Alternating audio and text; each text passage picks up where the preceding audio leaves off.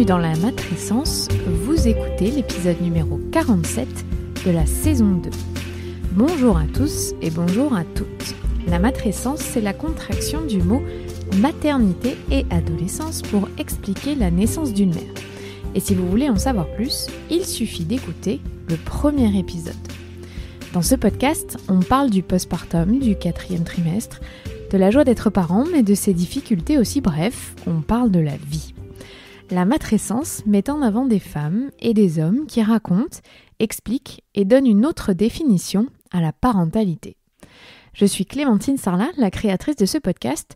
Je suis journaliste de formation dans le sport, à la télé, rien à voir, mais je suis aussi professeure diplômée de yoga pré et postnatal. Et puis surtout, je suis maman d'une petite fille de 2 ans et demi. Je m'appelle Ella. Bienvenue de la matrescence. La matrescence transforme la vie des mères, des pères, mais surtout des familles dans leur ensemble, alors parlons-en. Ici, pas de tabou, je vous propose une conversation intime, remplie d'émotions et d'informations.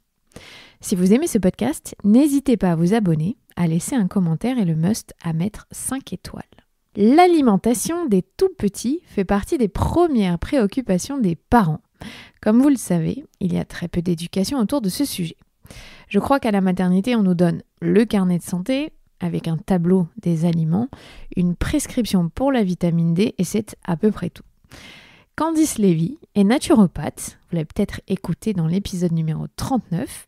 Elle est spécialiste de l'alimentation des nourrissons et des enfants, aussi des jeunes mamans et des futures mamans. Et dans cet épisode, nous abordons des thèmes importants qui vont de la maturation du système digestif au RGO, et d'ailleurs on s'y attarde longuement, en passant par la diversification, aux terrains familiaux, à la néophobie d'un aliment et le choix du lait infantile s'il n'y a pas eu d'allaitement ou si vous êtes passé au lait en poudre. On s'est aussi intéressé aux parents véganes ou aux parents végétariens. Candice a écrit 2 livres sur le sujet que je vous recommande vivement, L'assiette de bébé et Quel lait pour mon bébé. Je vous souhaite une très bonne écoute.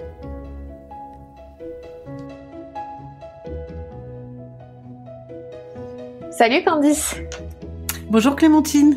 Merci beaucoup d'avoir accepté ce 2e épisode avec moi pour parler encore une fois d'alimentation. Un grand plaisir. Mais cette fois, on va s'intéresser à un cas très précis puisque ce sont les tout petits. C'est un thème qui m'a été beaucoup demandé parce que je pense que ça inquiète énormément les parents. Ouais. Et surtout, encore une fois, comme on en a parlé déjà pour l'épisode d'avant sur les femmes enceintes et les nouvelles mères, mais il y a peu d'éducation autour de la nourriture. Donc forcément, il y a plein de questions. Alors, ma première question, c'est la naturopathie et la santé des enfants. En quoi est-ce que c'est complémentaire par rapport à l'alimentation ? Alors, pour moi, c'est vraiment essentiel parce que c'est vraiment dans une dynamique de terrain, de prise en charge globale, de prévention aussi. Donc, plus on va installer des bases au niveau de la de recommandations au niveau de la phyto, au niveau du rythme de l'enfant, au niveau de sa prise en charge du système immunitaire, plus on aura un enfant en bonne santé et moins on aura besoin d'avoir recours à l'allopathie et dans certains cas à l'antibiothérapie. Il est vrai que plus on a recours tôt et régulièrement à l'antibiothérapie, ou à la médecine classique, on va dire, plus les médecines naturelles, la phyto, l'homéo, l'aroma, on a plus de mal en fait à soigner et à prendre en charge un enfant de cette manière-là, parce que tout simplement parce que son terrain il s'est encrassé en fait.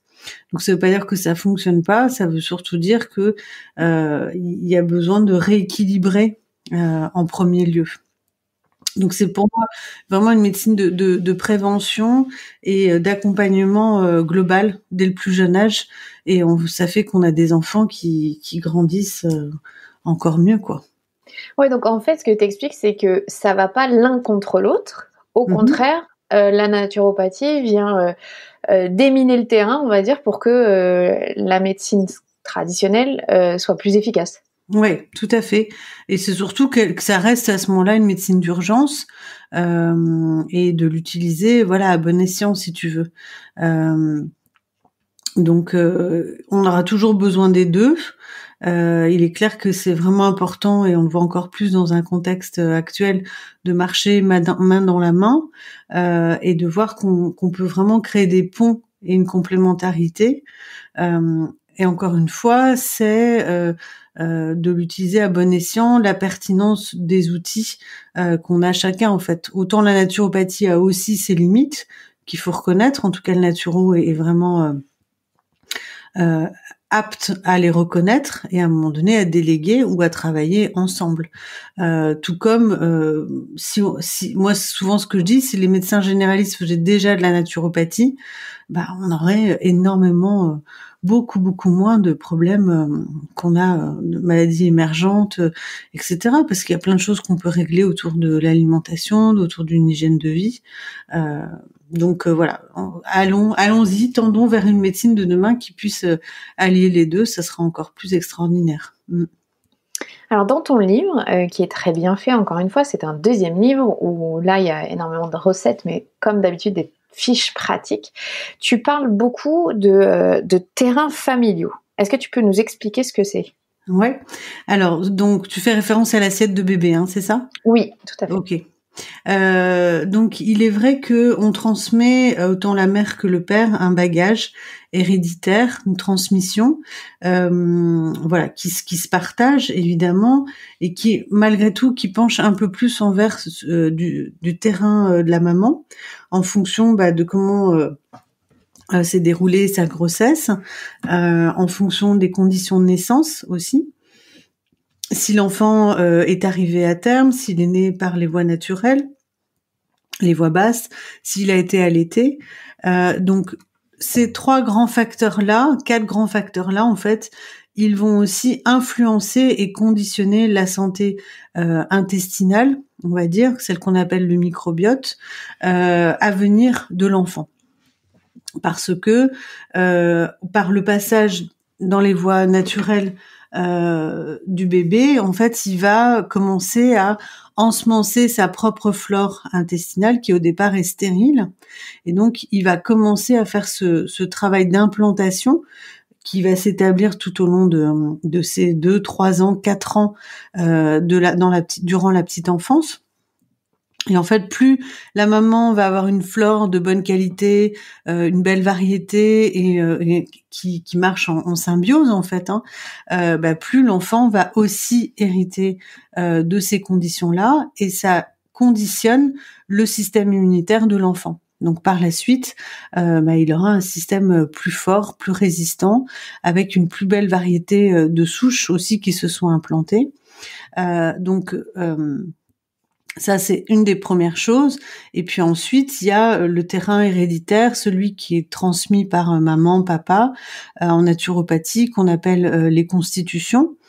Donc avec des constitutions, avec des prédispositions plus ou moins fortes, plus ou moins affaiblies.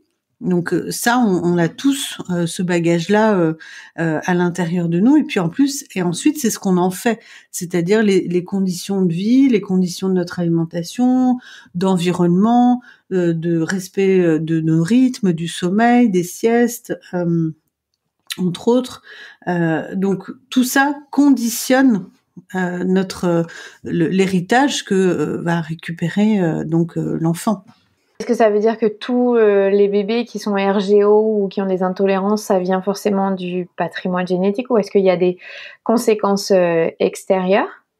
Alors, sur le cas du RGO, c'est très particulier. On va bien s'y intéresser, donc vas-y.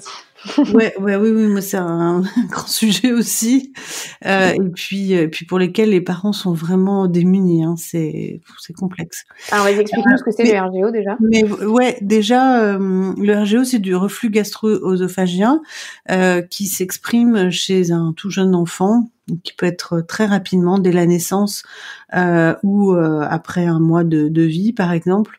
Ça dépend vraiment de chacun, qui s'exprime par le fait que il a des remontées de son bol alimentaire en fait, qui peut faire yo-yo au niveau du tube digestif, soit être un reflux interne, c'est-à-dire ne pas avoir véritablement de régurgitation, soit un reflux externe, où là, il régurgite, il peut vomir, régurgiter son lait maternel ou lait infantile en dehors des tétés. Donc ça va devenir un lait caillé et l'enfant va présenter vraiment des inconforts, soit tout au long de la journée, soit avant de téter, soit après. Enfin, à différents moments, c'est un casse-tête pour les parents. Parce que démunis de voir leur enfant souffrir, beaucoup pleurer, de devoir aller porter, les mettre en position proclive et à essayer de trouver une solution pour que ils retrouvent un soulagement digestif. Donc sur les cas du RGO, c'est conditionné de différentes manières. Déjà, si on prend le cas d'une maman allaitante, on va observer son alimentation. On estime que il y a environ 40 à 50% des RGO qui sont influencés par l'alimentation maternelle. Donc des éléments qui passeraient dans le lait maternel et qui donneraient de l'inconfort digestif à l'enfant. Donc ces aliments-là, moi ce que j'observe, c'est qu'on a beaucoup d'intolérance aux produits laitiers, donc y compris donc vache, chèvre ou brebis. Donc des éléments qui passent en microtraces dans le lait maternel. Ça c'est une chose. Ensuite, il peut y avoir les œufs. Les oléagineux, noix, noisettes, amandes, le gluten, je le mets plutôt en troisième position. Après, ça dépend de chacun. Mais la question que je pose, c'est quel est l'aliment que vous mangez le plus souvent? Quel est l'aliment qui revient le plus souvent? Et bien souvent, on va trouver une amélioration en faisant l'éviction, en tout cas que la maman fasse l'éviction pendant un minimum de 3 à 4 semaines. Pour que vraiment on ait que ça soit éliminé dans son sang les traces d'aliments pour lesquels ça crée une hypersensibilité à l'enfant. Et bien souvent on a une nette amélioration, soit immédiate, déjà au bout de 3-4 jours après l'éviction, soit plutôt à retardement puisqu'il s'agit d'intolérance alimentaire. Donc c'est plutôt par retardement donc digestif. Et comme jusqu'à 18 mois environ, on a ce qu'on appelle une immaturité digestive, eh bien, ces aliments vont générer en fait ce fameux RGO, reflux gastro-œsophagien. Donc ça peut être lié à ça au niveau de l'alimentation, ça peut être lié aussi à une immaturité anatomique, tout simplement, du clapet, du cardiaque qui fait encore pas correctement son travail. Ça peut être lié, comme je disais, aux conditions de naissance, à savoir un accouchement rapide ou par forceps, ou la césarienne, etc., qui a déséquilibré l'atlas, donc une partie du nerf vague, qui conditionne lui aussi la digestion de l'enfant. Et donc dans ces cas-là, ce sera une prise en charge avec un chiro spécialisé ou un ostéopathe spécialisé. On pourra faire vérifier s'il n'y a pas donc ce déplacement de l'atlas et ce qu'on appelle un syndrome de Kiss. Voilà, ça fait partie également des choses qui sont à rechercher.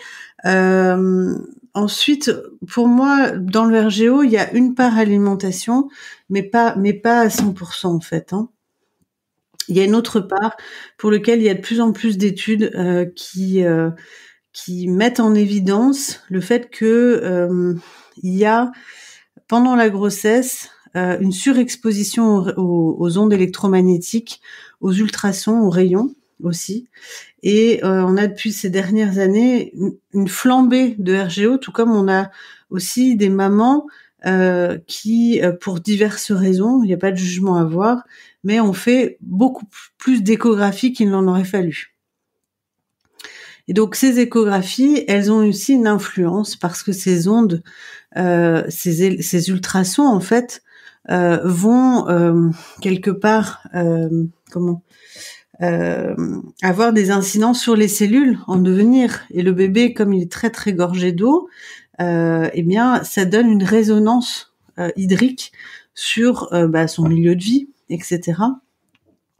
Et donc, des études ont mis en évidence le fait que biologiquement, en fait, notamment le tube digestif, voilà, était encore plus immature et fonctionnait mal, entre autres par ces échographies, mais aussi par l'exposition des ondes beaucoup plus importantes qu'il y a ces 10-20 dernières années, parce que on est tous quelque part un peu soumis au fait de travailler sur écran, et là encore plus dans des périodes où on utilise les visioconférences, on utilise l'ordinateur, on utilise la tablette, le téléphone, etc.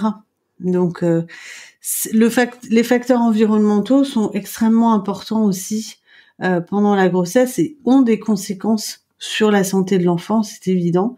Ces études sont québécoises, elles sont aussi françaises, ça sort de plus en plus. Et moi, je vois aussi beaucoup de liens. Et je pose souvent la question aux mamans, est-ce que vous avez eu beaucoup d'échos pendant votre grossesse? Ah oui, j'en ai fait moins de dizaines, parce que certains gynécos aussi, à chaque rendez-vous, font une échographie, qui sont pas forcément nécessaires, qui apportent pas forcément des informations utiles, à part rassurer la maman, le couple, évidemment que tout va bien. Mais de là en faire tous les mois et au-delà, je mettrais plutôt un avis défavorable là-dessus, et de rester sur les 3 échographies qui sont conseillées, qui sont d'ailleurs pas obligatoires, mais plutôt conseillées, pour vérifier que l'enfant grandit bien, etc., et qu'il n'y a pas d'anomalie là-dessus. Donc voilà, ça en fait partie. Et après, le contexte du RGO est très particulier. Il faut vraiment faire un bilan complet. Et donc, si on a ensuite un enfant qui est nourri au lait infantile, une des premières choses à vérifier, c'est la qualité de ce lait, en fait, d'une part, et puis ensuite de voir la prise en charge au niveau motricité, ostéo-articulaire, donc avec un chiro ou un ostéo, et puis de rectifier, de corriger sa flore intestinale, entre autres. Donc voilà, faut s'armer de patience, parce qu'il y a différents paramètres à explorer, et on tombe pas entre guillemets tout de suite sur le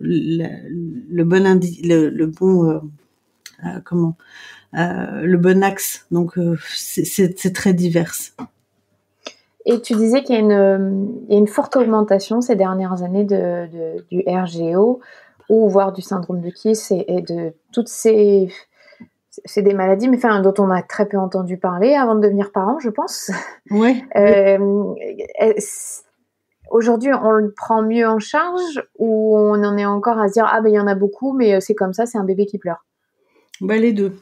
Soit on le prend en charge, mais de la mauvaise manière, en tout cas par le corps médical classique, on va dire, où on va donner par exemple du gel de polyziliane, où on va donner du Gaviscon les premiers temps, on observe, on voit si ça améliore le bébé. Bien souvent, ça le fait pas trop non plus. Donc, au fur et à mesure, si tu veux, il y a un protocole qui est établi avec le pédiatre. Et on peut taper encore plus fort et donner des inhibiteurs de source à protons, comme l'Inexium ou le Mopral, et qui a des conséquences quand même fâcheuses et délétères sur justement le microbiote, puisque ça va d'une certaine manière déséquilibrer l'état de la flore intestinale du bébé. Et donc on va le priver véritablement de bonne assimilation, entre autres, et puis ça va créer ce qu'on appelle une dysbiose, donc un déséquilibre de l'état de sa flore, et par voie de conséquence, une immunité qui va être beaucoup plus faible. Donc il y a ça.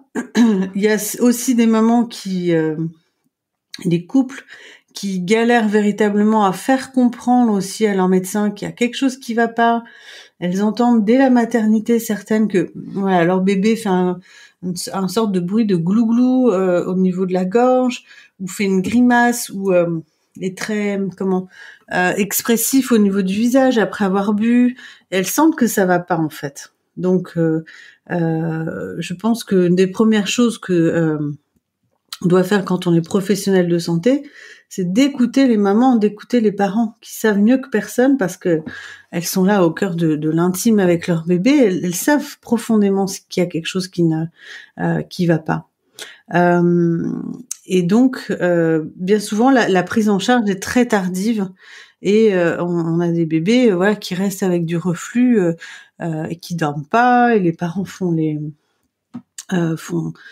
toute leur nuit debout dans la poussette pour essayer de calmer leur enfant, parce qu'on n'a pas écouté. En fait, on n'a pas entendu ça. Donc, c'est des choses qui vont vraiment retarder la prise en charge. Ça, c'est quand même important et grave, je trouve. Pas suffisamment écouter les parents. Est-ce que ça se guérit naturellement tout seul au bout de certains mois? Et je n'encourage surtout pas ça, hein, mais parce que laisser son bébé souffrir pendant des mois, c'est pas quelque chose qui me paraît normal. Mais est-ce que c'est une maladie qui est vraiment liée à l'état de nourrisson ou qui va persister dans le temps? C'est lié à l'état de nourrisson si ce sont des régurgitations qui sont physiologiques, biologiques. C'est-à-dire que tu peux régurgiter parce que tu as un trop-plein. Le nourrisson a un trop-plein, donc voilà. Donc après une tétée ou après le bib, voilà. Les régurgitations, elles sont physio, ok. Mais quand on dépasse ça et qu'on a des reflux, des régurgitations qui sont en dehors des tétées et qui créent vraiment des cris, des pleurs, pour lesquels on est impuissant parfois. Dans ces cas-là, ça peut tendre à disparaître, à s'atténuer au moment de la diversification autour des 6 mois, parce qu'il y a moins de liquide, forcément. Donc, il y a une alimentation qui devient plus solide, plus compacte, et qui évite que ces liquides, justement, ne montent et descendent au niveau du tube digestif. Et dans ce cas-là, par voie de conséquence, ça améliore un reflux. Ça peut arriver, effectivement. Mais il faut vraiment distinguer les régurgitations et les reflux. Quelquefois, et j'en ai dans ma patientèle, j'ai des enfants qui continuent à faire des reflux, même après 18 mois, 2 ans. Mais qui vont se manifester différemment, qui vont se manifester plutôt la nuit, donc des réveils nocturnes, un bébé qui va se réveiller en hurlant, présenter un inconfort, ou après avoir bu son lait va être un petit peu plus agité, etc. Donc c'est des manifestations aussi d'intolérance, de reflux dans certains cas. Mais si tu veux, on va pas y penser immédiatement. Donc il y a de tout, malheureusement là aussi dans cette évolution. Mais ce qui est aussi compliqué à faire comprendre, c'est que oui, les régurgitations, elles sont physio. Je me souviens avoir entendu un pédiatre qui disait que les mamans à l'heure actuelle supportaient pas de voir leur bébé recracher du lait, d'avoir à leur passer un lange, etc. Et que les mamans oubliaient que c'était normal. Ça peut, mais quand c'est 30, 50 fois par jour, moi quelquefois j'ai des mamans au téléphone en larmes parce que leur bébé vomit ou régurgite comme ça, mais 50 fois par jour. Là, c'est pas normal. Là, clairement, il faut intervenir. Donc, ce qui est dur, c'est de savoir ce qui est de la normalité, ce qui n'est pas. Et c'est vrai que quand on est tout jeune parent, et encore plus si c'est le premier bébé, ça, on est un peu perdu par rapport à la jauge et ce qui est inquiétant ou non, quoi. Ouais. En fait, pour moi, la première des choses, c'est ce que ressent profondément la maman. Donc, elle puisse, voilà, se poser à l'intérieur d'elle, et elles le savent, elles le ressentent. Véritablement, moi, j'écoute beaucoup les mamans. Et quand certaines me disent, mais dès la maternité, je sentais qu'il y avait quelque chose qui allait pas, et où le bébé, voilà, a comme quelque chose dans la bouche et il fait la grimace, il se sent pas bien. Et quand on essaye différentes solutions et que ça fonctionne pas, clairement, voilà, on peut se dire que là il y a quelque chose qui est de l'ordre de la pathologie et pour lequel il faut avoir une prise en charge qui est différente. Mais il est vrai qu'on peut oublier qu'un bébé régurgite X fois par jour, c'est évident. Tout comme un bébé a ce besoin de décharge et de pleurer pendant 1 à 3 heures par jour les premiers temps.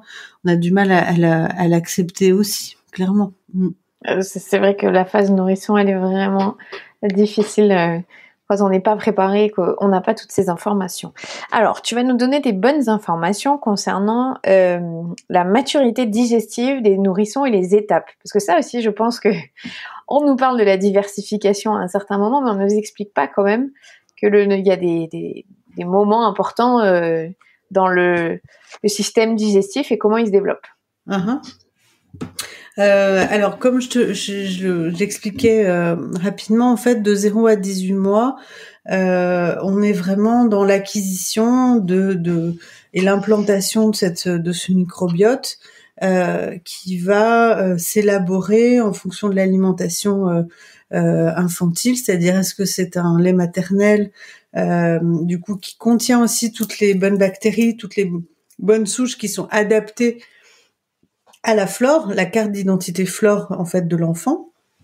On a chacun une carte d'identité flore qui nous est propre et qui va se construire, comme je te l'expliquais, en fonction de l'alimentation infantile, les maternelles ou pas, qui est aussi en fonction de l'alimentation de la maman, d'une part. Ensuite, au niveau digestif, on a quand même des fonctions qui sont pratiquement tout de suite opérationnelles. Au bout de 4 mois, le foie est totalement capable de fonctionner dans sa globalité.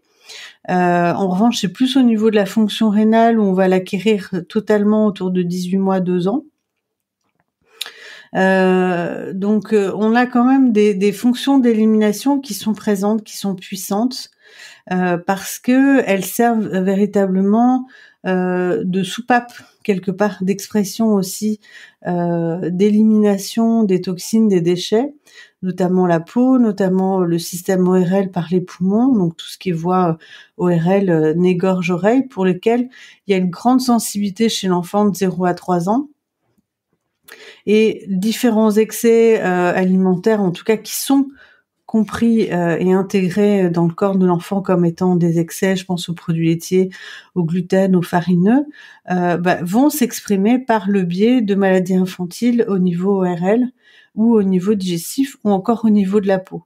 Parce que ce sont des organes de relais, en quelque sorte, et donc plus on va permettre quelque part la manifestation d'élimination par ces organes qu'on appelle les émonctoires, les organes de purge, de sortie en quelque sorte, plus on va laisser aussi le corps cette possibilité de tendre à se réguler aussi de la meilleure manière pour lui.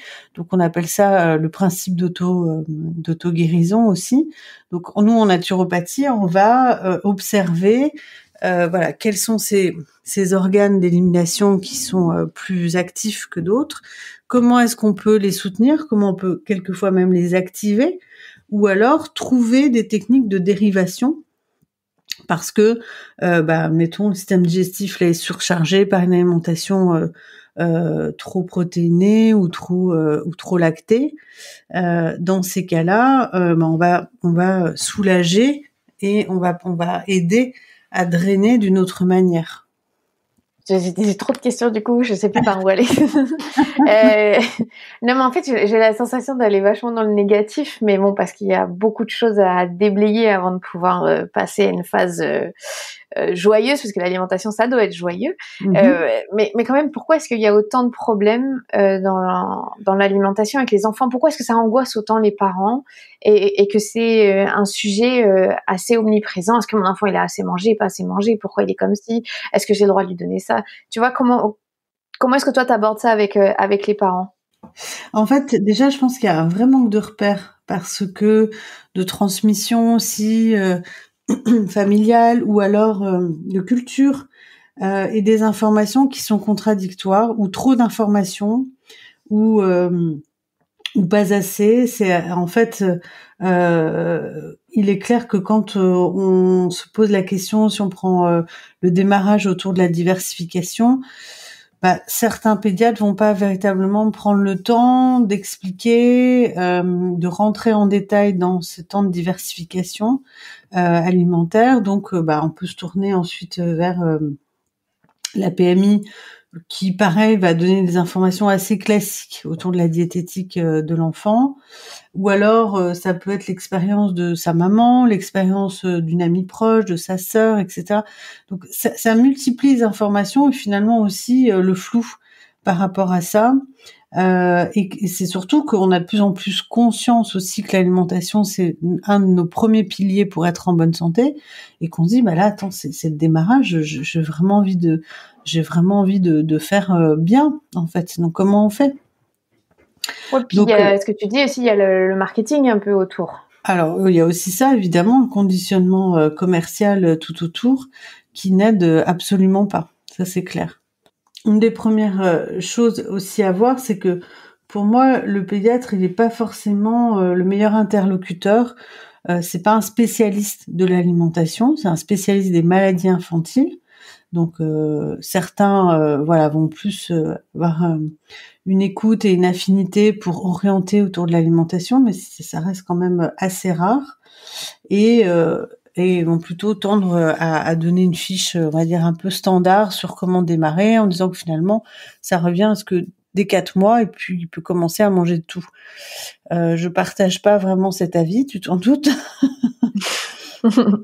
Je prends plutôt en compte les recommandations de l'OMS, l'Organisation mondiale de la santé, qui recommande un minimum de 6 mois d'allaitement, ou au moins de 6 mois de lait infantile, et ensuite d'entamer cette diversification alimentaire. Pour moi, ce qui est le plus important, là aussi, je me remets beaucoup aux parents et ce qu'ils observent et ce qu'ils ressentent. C'est très important de voir s'ils perçoivent leur enfant comme étant prêt à passer sur une alimentation solide. Pour moi, l'enfant, c'est un guide. Et en tant que maman, en tant que parent, on est les premiers à ressentir ce qui est véritablement juste pour notre enfant. D'accord ? Donc, déjà, est-ce que vous sentez que votre enfant, il est intéressé ? Est-ce que il attrape les aliments sur la table, par exemple? Est-ce qu'il commence à les porter à la bouche? Est-ce qu'il a eu ses premières dents qui sont apparues? Symboliquement, ça veut dire que l'enfant commence à développer aussi ses outils de mastication, quelque part. Symboliquement, ça montre que c'est un enfant qui est prêt à passer à un autre stade d'évolution. Il est prêt, ça annonce le fait qu'il peut commencer à se défendre, à mordre, et puis ça amorce aussi l'apprentissage de la mastication et du langage. Une succion qui va commencer à être différente. Donc ça peut être ça, et ça peut être aussi si l'enfant commence à se tenir assis tout seul, sans aide. Alors on peut les mettre en position assise, mais l'idée c'est qu'ils y restent. Il faut pas qu'ils tombent sur les côtés ou en avant. Et ça c'est hyper important parce que ça montre vraiment que tout le tractus digestif est solide. D'accord ? Donc ça c'est différents signes. Donc il y a des enfants qui sont matures un peu plus tôt que d'autres, mais tout est ok. Il y a des enfants qui commencent une diversification autour de 5 mois, d'autres autour de 7. Bon, chacun est différent, mais je pense qu'il faut pas standardiser absolument l'étape de la diversification. Pour moi, elle tourne autour de 6 mois. Et encore une fois, on peut la démarrer de différentes manières. Tout dépend de l'envie aussi de chaque enfant. Et alors, comment on rend un repas fun? Comment on fait pour intéresser soit un bébé, soit un petit enfant? Est-ce que la nourriture, c'est chouette? C'est quoi les règles pour toi? Déjà, il n'y a pas de règles pour moi, mais en tout cas, on peut dire que les conditions, ça va être, comme tu disais, de mettre du fun, quoi. Mettre le fait que ça soit un plaisir, que ce soit ludique. Un enfant, il va vraiment s'éduquer aussi quelque part. Son éducation alimentaire passe par le jeu, passe par le fait que, il semble que pour ses parents, pour sa maman, c'est léger, en fait. Si d'emblée, tu proposes une des premières purées avec la boule au ventre ou le souci d'avoir est-ce que j'ai bien fait ma purée, est-ce que ceci, l'enfant, il ressent tout, clairement. Donc si tu prends pour la première fois de l'épinard et que tu fais la soupe à la grimace en lui en donnant, il est clair que tu vas pas lui transmettre une vibration très positive, il va le sentir. Pour moi, c'est sûr. Donc plus c'est plus c'est léger, plus c'est via le fait qu'il va rentrer en contact avec l'aliment par le toucher, par les textures, par des saveurs qui vont être variées, par également le fait de les porter à la bouche, de la couleur, tout ça, ça rentre en ligne de compte. Donc plus c'est simple, plus c'est facile, plus ça reste une alimentation familiale. Et pour moi, la diversification, ça doit vraiment être familial dans le sens où on n'est pas obligé de faire une alimentation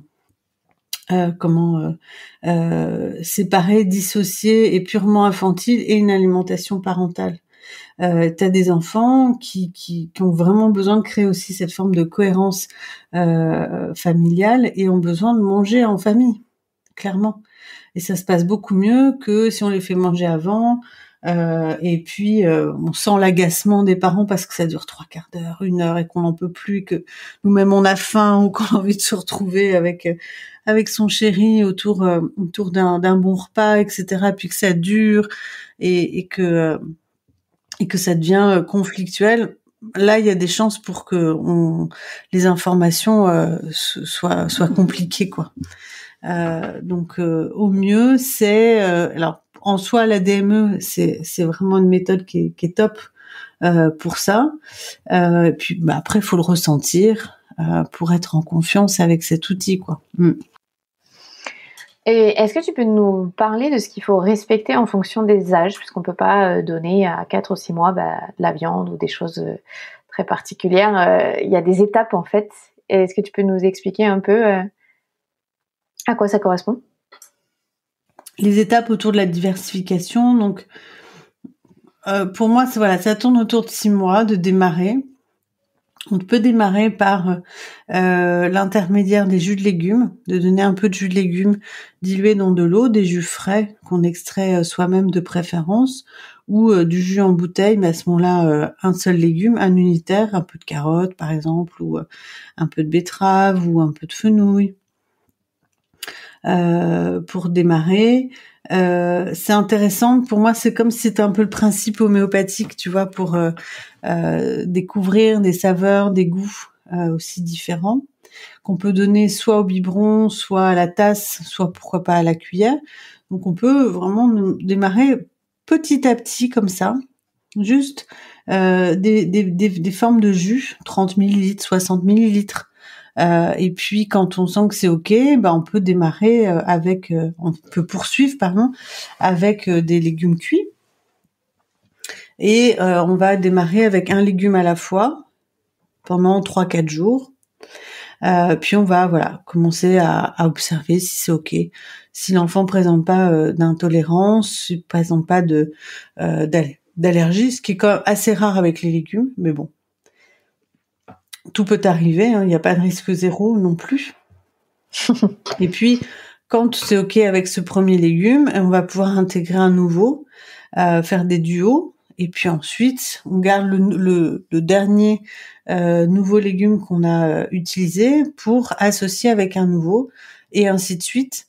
Pour moi, ce qui est important, c'est de respecter la saison, respecter le principe saisonnier, de localité, de bio de préférence, mais on peut être aussi sur une agriculture paysanne de très bonne qualité et c'est ok.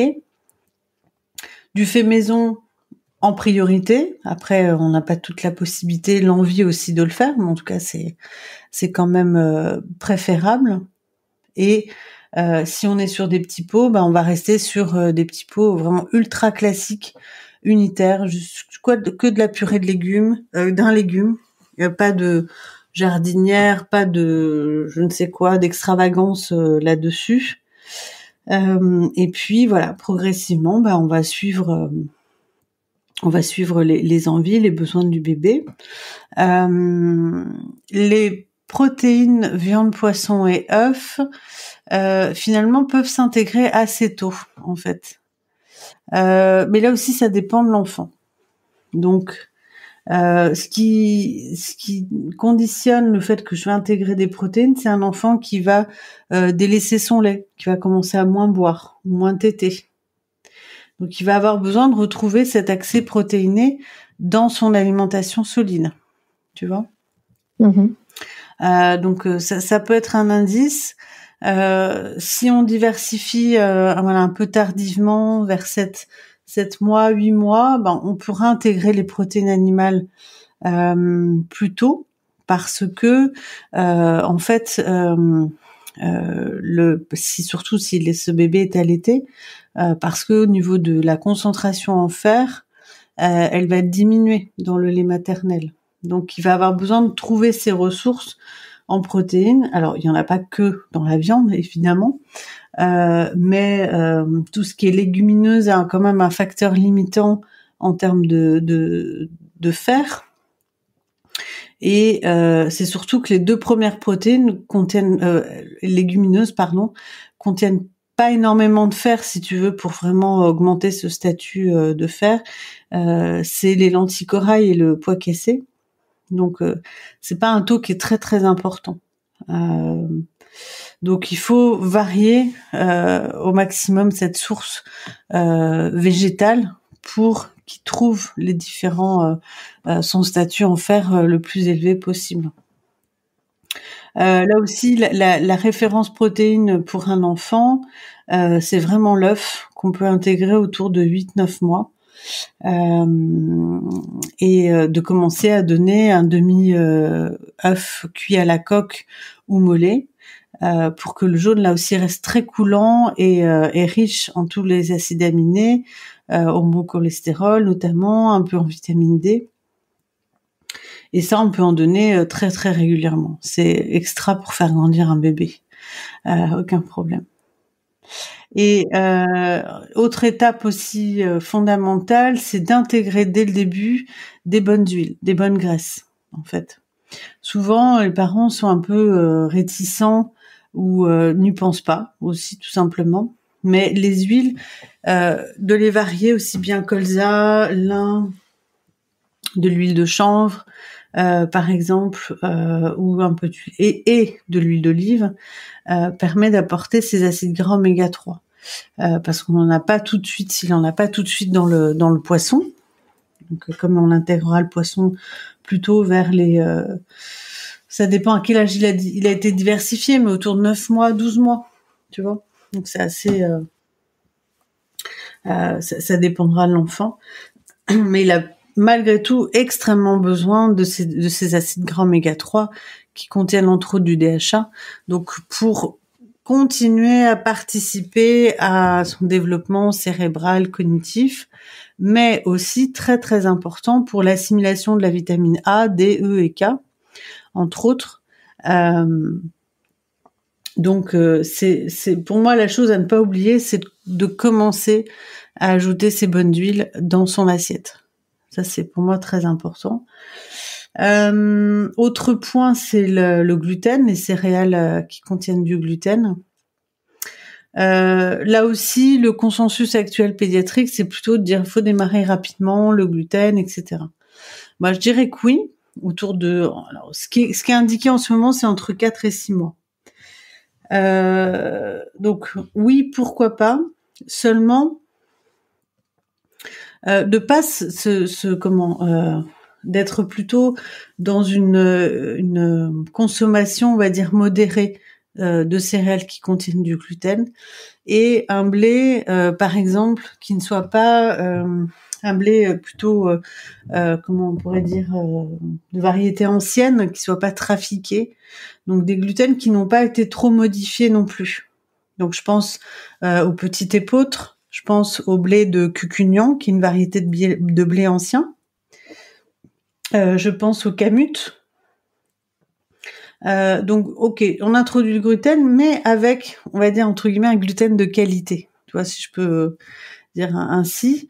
Et puis, on va le faire 2-3 fois par semaine. Voilà, point, ça suffit. Mais on l'a introduit, c'est-à-dire que on donne l'information au tube digestif et immunitaire de l'enfant de sécréter les enzymes qu'il faut pour le dégrader, etc. Mais on s'engouffre pas dans des petites pâtes à tout va, de la semoule de blé blanche, du pain de mauvaise qualité, etc.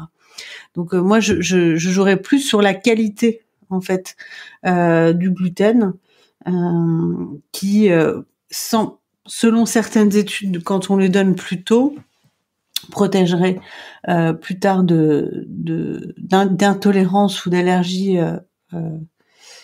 au gluten, donc la maladie de cœliaque, d'une part. Et les études montrent aussi que on peut l'introduire tôt, et c'est encore mieux lorsque l'enfant est allaité, parce qu'il est encore plus protégé, si tu veux. Donc idéalement, plus on va allaiter longtemps, plus ça va aussi protéger d'éventuelles intolérances ou allergies alimentaires plus tard, lorsqu'on introduit des aliments qui peuvent être considérés comme un peu plus perturbateurs.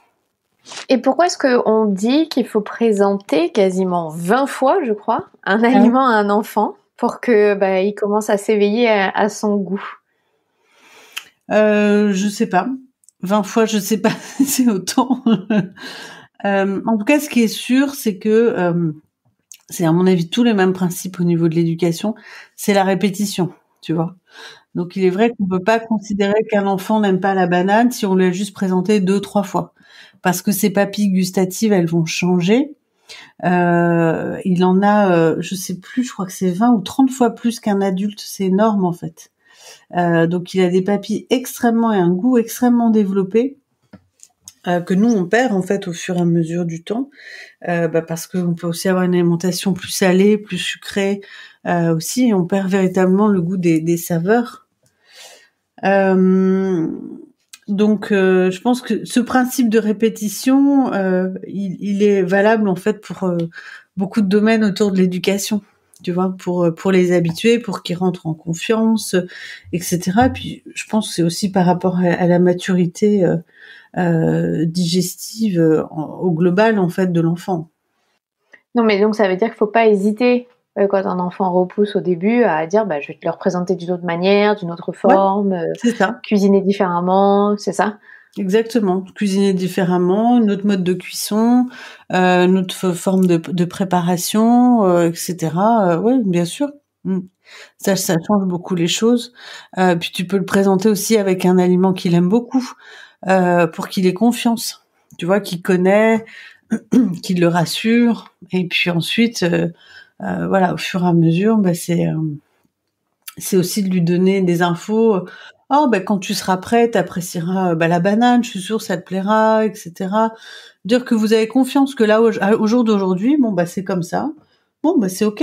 Mais faut pas le prendre pour argent comptant, penser que c'est définitif en fait. Et alors moi je suis dans la phase inverse avec ma fille, c'est qu'elle a 2 ans et demi et par exemple elle adorait certains aliments et là d'un coup maintenant un jour elle aime bien, le lendemain elle aime plus. Alors pourquoi est-ce qu'ils ont des phases où d'un coup ils ont une aversion pour un aliment particulier? Je sais pas si c'est forcément une aversion. Alors ça peut dans certains cas, mais dans ce que tu décris, si c'est un jour oui, un jour non, je pense qu'ils ont juste aussi leurs envies et leurs besoins en fait, tout simplement. Après il y a cette période de néophobie qui est complexe autour de 2 ans, qui peut durer jusqu'à 4 ans, ça dépend des enfants ou un peu moins. Et cette période de néophobie, c'est comme tu décris, elle adorait la carotte, du jour au lendemain, elle aime plus la carotte. Bon. C'est exactement la carotte, tu vois. Ouais. Bon, écoute, soit tu le prépares différemment. Je me souviens, j'avais une amie, son fils, ils sont souvent mono-aliments, tu vois, un peu entre guillemets monomaniaque sur un aliment. Bon, c'est ok. Dans ces cas-là, faut varier, faut le présenter différemment. Mais le pourquoi, c'est pour répondre à ta question. Je pense que c'est parce que ils évoluent et qu'ils rentrent en résonance avec d'autres types d'aliments en fait. Et ils évoluent par phase, par stade. et donc ça correspond pas à leur développement pour le moment. Donc ils vont rechercher d'autres choses, tout simplement. Donc il faut accompagner ça et être créative pour les parents de cette manière-là. En tout cas, le mieux à faire dans ces domaines-là comme dans d'autres, c'est de pas rentrer en conflit, quoi. Donc ouais, c'est ok. Parce que l'alimentation, surtout pour les mamans, les papas aussi évidemment, mais comme le principe de la mère, c'est aussi beaucoup ce principe nourricier, si tu veux. Donc l'enfant va exprimer un refus, ou un désaccord autour de l'alimentation, tu vois. Ça et la maman va, c'est des choses pour lesquelles ça peut devenir très perturbant, insupportable pour la maman de voir son enfant carrément de refuser de manger, mais c'est souvent un mécanisme de communication en fait ou d'expression. Donc après à rentrer un peu plus en communication autour de ça. Ce qui peut aider, c'est de faire de la communication connectée avec son bébé ou une séance de parole au bébé, de choses comme ça, ou de voir quelle peut être aussi la symbolique de cet aliment. Donc on peut pas rester uniquement que sur ce stade, on va dire botanique ou alimentaire, tu vois. C'est souvent ça vient exprimer d'autres choses plus profondes.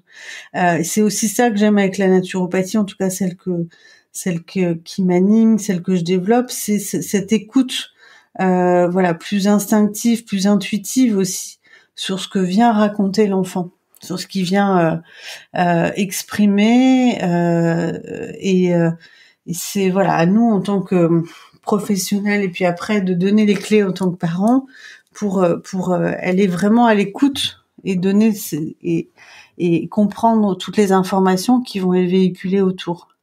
Et alors, on aborde très peu ce thème en règle générale. Les bébés ou enfants qui seraient véganes ou végétariens, est-ce que c'est possible? Est-ce qu'il y a beaucoup d'informations contradictoires autour de ce sujet? Je pense qu'on pourrait faire un podcast entier, mais comment est-ce que les parents doivent gérer, les parents qui sont végétariens par rapport à ça?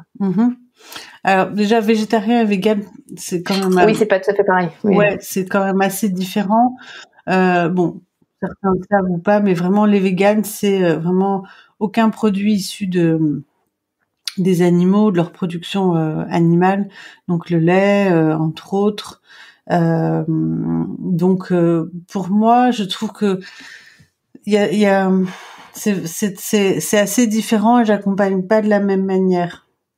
On peut tout à fait partir sur ce modèle vegan alimentaire un peu plus tard, autour de 3 ans, autour de 2-3 ans, lorsqu'on a un système immunitaire qui est déjà bien installé, bien formé. Et aussi de voir quelles sont les affinités avec les enfants. Enfin, quelle affinité a l'enfant avec différentes sources de protéines. D'accord ? D'une part, je trouve que le modèle végétarien est quand même plus adapté que le modèle vegan, parce qu'il y a une plus grande diversité, mais là aussi il faut prendre en considération sa tolérance aux produits laitiers notamment, puisque dans le régime végétarien, on va conserver les produits laitiers, les œufs. En revanche, on va vraiment exclure tout ce qui est viande de poisson et viande animale, de bœuf, de porc, etc. Donc pour moi, ça c'est ok parce que le modèle est beaucoup plus divers et varié. Alors que dans le véganisme, voilà, ça commence à vraiment être restrictif. C'est un modèle qui peut très bien s'adapter et s'acclimater à condition qu'on ait vraiment un maternage proximal longtemps avec son enfant. Mais dès qu'on le met en collectivité et qu'il est soumis entre guillemets à la cantine, le modèle vegan va être très complexe à mettre en route et très difficile à faire accepter aussi aux personnes qui vont s'occuper de son enfant, quoi. Donc il faudra faire attention surtout à la carence en B12. On peut aussi le supplémenter en vitamine B12 vegan, donc issu du domaine végétal, pour s'assurer qu'il n'en manque pas, parce que cette fameuse B12 est très très importante pour la production, la fabrication du sang. Et elle est aussi cofacteur des autres vitamines B, donc la B6, la B9, entre autres, qui sont essentielles aussi à l'immunité, qui sont essentielles à la qualité de la peau, des cheveux, des ongles, à être anti-inflammatoire, etc. Donc c'est très très important de veiller à ce qu'il y ait un bon statut dans cette vitamine B12, en fer également. Donc on passera par une forme de supplémentation. Voilà ce que je peux en dire. Je pense que c'est important au départ de se faire bien accompagner déjà sur son propre modèle alimentaire vegan ou végétarien en tant que parent, pour ensuite s'assurer qu'il soit bien équilibré et que il puisse être ensuite être transmis à celui du modèle alimentaire du bébé. Alors, il y a un sujet dont on n'a pas du tout parlé, c'est le lait infantile. Je sais que tu as écrit un livre sur les recommandations une fois qu'on sèvre son bébé si jamais on a allaité, ou si on passe directement au lait dit industriel. Non, comment on dit ? Du lait infantile. Ouais. Ouais. Et il y a des choix judicieux à faire quand on passe sur du lait infantile, c'est ça ? Ouais, ah oui, oui. Alors, vaste sujet.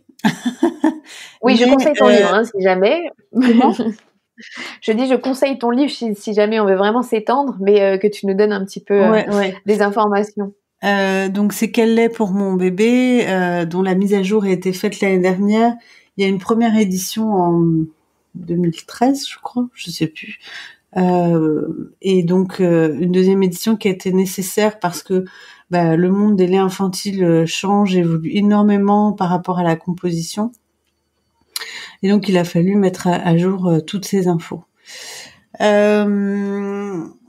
C'est un monde particulier, les laits infantiles, pour lequel j'ai établi 5 critères de choix qui permettent de choisir, de sélectionner, de comprendre aussi comment sont fabriqués, préparés les laits infantiles pour faire le meilleur choix pour son bébé. Alors, il est vrai que dans la pratique, un lait infantile est conseillé et déterminé par son pédiatre ou son médecin. Mais malgré tout, on est nombreux à être dans ce cas à pas comprendre ce qu'ils contiennent, avoir des noms qui sont dignes d'un mot contre triple au Scrabble et de faire 70 points avec maltodextrine ou par exemple aux nucléotides. Voilà, on ne sait pas ce que c'est, on ne sait pas d'où ça vient. Et ça, c'est quand même pas normal en tant que parent.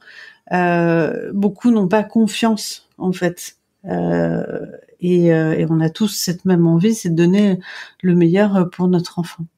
Donc voilà, ce livre, je l'ai vraiment écrit pour aider les parents à y voir plus clair. Ces 5 critères, ils sont établis en fonction, là aussi, de la maturité digestive de l'enfant, de sa tolérance aussi alimentaire, d'une part, et évidemment sur les besoins de croissance, de développement du bébé. Donc, il faut savoir qu'un lait infantile, c'est un compromis. Il n'y en aura jamais un, finalement, qui sera aussi bien ou qui se rapprochera véritablement du lait maternel.